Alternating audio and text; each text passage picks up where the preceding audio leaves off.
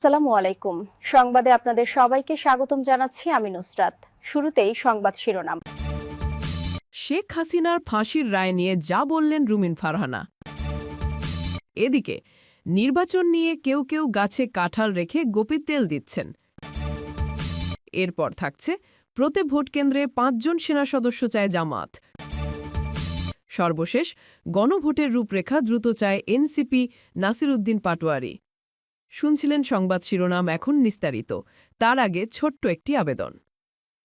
একবার চোখ বন্ধ করে ভাবুন তো, যে দেশ একসময় নিজের টাকায় পদ্মা সেতু বানিয়েছিল, যে দেশ প্রথমবারের মতো মেট্রো রেল, বিদ্যুৎ, ডিজিটাল কানেকশন পেয়েছিল, সেই সময়টার নাম শেখ হাসিনা যুগ। হ্যাঁ, হয়তো সমালোচনা ছিল, কিন্তু তখন ছিল উন্নয়ন, ছিল দিক নির্দেশনা, ছিল আশা। আর এখন ইউনূস সরকারের নামে চলছে নতুন অধ্যায়। বলা হয় তারা আনছে গণতন্ত্র, বাক স্বাধীনতা, ভোটাধিকার। তবে প্রশ্ন থেকে যায়, উন্নয়ন না স্বাধীনতা, কোনটা আজ আপনার কাছে বেশি গুরুত্বপূর্ণ? যদি আপনি মনে করেন শেখ হাসিনার সময়টাই ছিল ভালো, তাহলে নিচে লিখুন, জয় বাংলা, জয় বঙ্গবন্ধু, শেখ হাসিনার মুক্তি চাই। আর যদি বিশ্বাস করেন বর্তমান সরকারের নীতি দেশকে এগিয়ে নিচ্ছে, তাহলে লিখুন, সময় এখন পরিবর্তনের।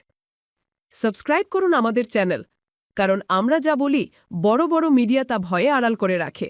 চলুন বেশি কথা না বাড়িয়ে বিস্তারিত জেনে নিই।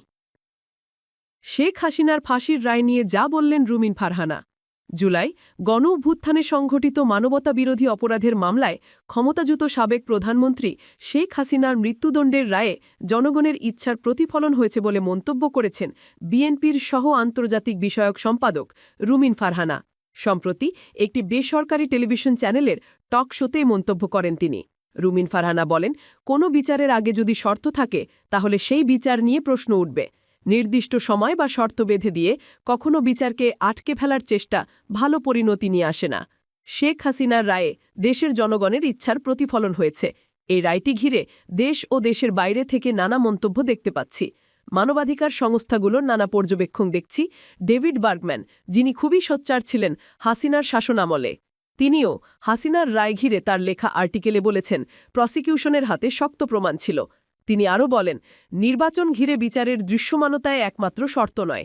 আমরা দেখলাম বিচারের দৃশ্যমানতার পাশাপাশি পিআর পদ্ধতিতে নির্বাচন, গণভোট আগে হওয়া, এরকম নানান রকম শর্ত জোড়ে দেয়া হয়েছে। কেবলমাত্র আওয়ামী লীগ নয়, জাতীয় পার্টিসহ ১৪ দলকে নিষিদ্ধের শর্ত দেয়া হয়েছে। লেভেল প্লেয়িং ফিল্ডের শর্ত এসেছে। এসব দাবির মধ্যে জাতীয় পার্টিকে নিষিদ্ধ না করা হলে জামায়াতসহ যারা এই দাবিটা তুলেছে, তারা নির্বাচনে আসবে কিনা, এটা একটা বড় প্রশ্ন। নির্বাচন বাধাগ্রস্ত হলে আওয়ামী লীগ সবচেয়ে বেশি লাভবান হবে বলেও মন্তব্য করেন তিনি। এদিকে নির্বাচন নিয়ে কেউ কেউ গাছে কাঁঠাল রেখে গোপী তেল দিচ্ছেন। আগামী নির্বাচন ঘিরে দেশের রাজনীতিতে যেন নতুন ঝড়। ভোটের মাঠ গরম হওয়ার আগেই দেখা দিয়েছে তীব্র অভিযোগ। বিপক্ষের দাবি, কেউ কেউ গাছে কাঁঠাল রেখে গোপে তেল দিচ্ছেন। আর এই কথাটি হঠাৎ করে নতুন বিতর্কের জন্ম দিয়েছে জাতীয় অঙ্গনে। মঙ্গলবার রাতে রাজধানীর কাফরুলে আয়োজিত প্রীতি সমাবেশে জামায়াতের ইসলামীর আমির ডাক্তার শফিকুর রহমান বিস্ফোরক অভিযোগ ছুড়ে বলেন, মাসেল আর ব্যাগ মানি দিয়ে অন্যের ভোট হাইজ্যাকে প্রস্তুতি চলছে। শুধু তাই নয়, তিনি এমনদের উদ্দেশ্যে কড়া হুঁশিয়ারি দেন, আমরা যুবক হয়ে বিস্ফোরিত হব ইনশাআল্লাহ। তার বক্তব্যে বিশেষভাবে উঠে আসে তরুণ ভোটারদের প্রসঙ্গ। তিনি বলেন, তোমাদের ভোট নিয়ে কেউ কারাকারি করুক, এটা আমরা বরদাস্ত করব না। তোমরা যাকে পছন্দ করবে তাকে ভোট দেবে, কিন্তু কোনো ডাকাত তোমাদের বুকের দিকে হাত বাড়ানোর সাহস পাবে না।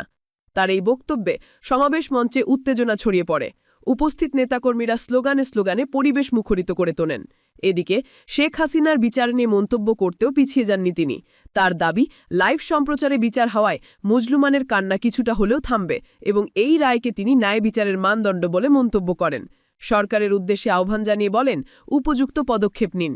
তিনি আরও বলেন, জামায়াত ক্ষমতায় গেলে কোনো শিল্পপতি বা ব্যবসায়ীর সম্পদ কেড়ে নেওয়া হবে না, বরং পাহারা দেওয়া হবে। চাঁদাবাজদের বিরুদ্ধে কড়া হুঁশিয়ারি দিয়ে বলেন, বাংলাদেশ চাঁদামুক্ত হয়ে গেলে দ্রব্যমূল্য অর্ধেকে নেমে আসবে। একজন হকারও আর কোনো চাঁদাবাজি শিকার হবে না। সমাবেশে দুর্নীতির প্রসঙ্গ তীব্র ভাষায় তোলেন তিনি। দুর্নীতি এখন সমাজের রন্ধ্রে রগে।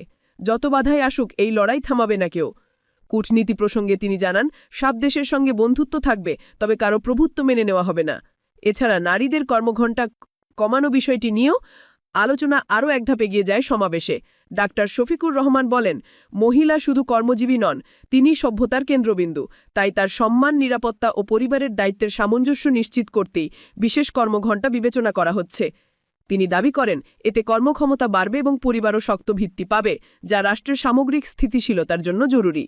সবশেষে অর্থব্যবস্থার ধ্বংসস্তূপ নিয়ে ক্ষোভ প্রকাশ করে তিনি আশ্বাস দেন, জনগণের সম্পদ জনগণকেই ফিরিয়ে দেব, ব্যাংক, বিমার লুট আর হবে না। সর্বশেষ, প্রতি ভোট কেন্দ্রে 5 জন সেনা সদস্য চায় জামায়াত। প্রতি কেন্দ্রে 1 জন সেনা সদস্য মোতায়েন করলে তেমন প্রভাব পড়বে না, তাই প্রত্যেক ভোট কেন্দ্রে অন্তত 5 জন সেনা সদস্য মোতায়েনের বিষয়টি নির্বাচন কমিশনকে বিবেচনা করার অনুরোধ জানিয়েছেন বাংলাদেশ জামায়াতে ইসলামীর সেক্রেটারি জেনারেল মিয়া গোলাম পারোয়ার। বুধবার সকালে আগারগাঁওয়ের নির্বাচন ভবনে ইসির সঙ্গে সংলাপে এই কথা বলেন তিনি। প্রশাসনের রদবদল লটারির মাধ্যমে করার অনুরোধ জানিয়ে জামায়াতের এই নেতা বলেন, কিছু যৌক্তিক কারণে আমরা বলেছিলাম গণভোটটা আগে হোক, কারণ একই দিনে 2টি ভোট হলে জনগণ বুঝতে পারবে না। জনগণকে তো বুঝতে হবে গণভোটটা কি। ভোটার তালিকায় ছবি স্পষ্ট করার উদ্যোগ নেওয়া এবং প্রার্থীর পাশাপাশি রাজনৈতিক দলের অঙ্গীকারনামা কোথায় জমা দিতে হবে তা স্পষ্ট করার অনুরোধ জানান মিয়া গোলাম পারোয়ার। সংলাপে জামায়াতের সহকারী সেক্রেটারি জেনারেল হামিদুর রহমান আজাদ ইসিকে সাহসী হতে বলেন। ভোট কেন্দ্রে সিসি ক্যামেরা ব্যবহার ও অবৈধ অস্ত্র উদ্ধার করার পরামর্শ দেন তিনি। জামায়াতের প্রতিনিধি দলের সদস্য ব্যারিস্টার শিশির মনির আচরণবিধির কিছু দুর্বলতা নিয়ে কথা বলেন। তিনি বলেন, আচরণবিধি লঙ্ঘনের শাস্তি আসলে কে দেবেন তা বিধিমালায় স্পষ্ট নয়, এটি স্পষ্ট করতে হবে। তাছাড়া একই অপরাধে প্রার্থী ও দলকে কিভাবে শাস্তি দেওয়া হবে সেটিও স্পষ্ট নয়। শিশির মনির আরও বলেন, নির্বাচনের সময় অনেক অভিযোগ আসবে, অভিযোগ জমা দিলে তা নিষ্পত্তির সময় নির্ধারণ করা উচিত, এটিও আচরণবিধিতে উল্লেখ নেই। তিনি বলেন, একই মঞ্চে সব প্রার্থীর নির্বাচনী সংলাপ বা আলোচনা সব আসনে বাধ্যতামূলক নাকি কেউ করবে কেউ করবে না, এই বিধান দেখে মনে হচ্ছে আপনারা সিদ্ধান্তহীনতায় ভুগছেন, এটি স্পষ্ট করা প্রয়োজন।